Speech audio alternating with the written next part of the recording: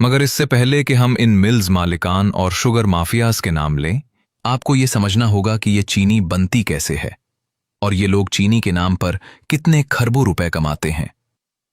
तसव्वुर कीजिए पंजाब या सिंध के किसी गांव का एक गरीब किसान। वो 1 साल तक गन्ने की फसल उगाता है। फिर नवंबर दिसंबर में क्रशिंग सीजन शुरू होता है।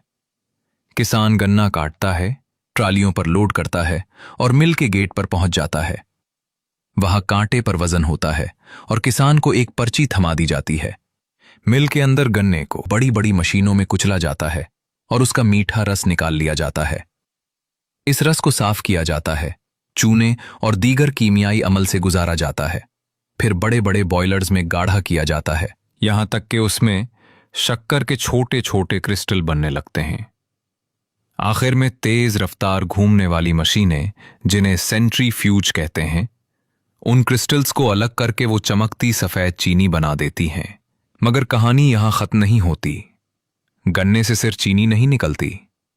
जो गाढ़ा स्याह शीरा बचता है उसे मोलिसिस कहते हैं और उससे एथेनॉल बनता है जो एक्सपोर्ट होकर डॉलर कमाता है।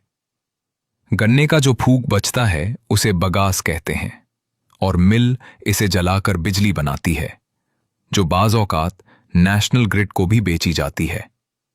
यानी एक ही गन्ने से मिल ओनर 3 कारोबार चलाता है।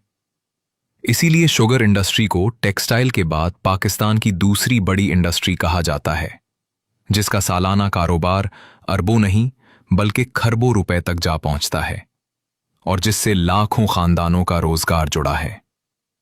चीनी के इस कारोबार से शुगर माफियाज अमीर से अमीरतर होते जाते हैं और बेचारे किसान के साथ क्या गेम खेली जाती है, आप सोच भी नहीं सकते।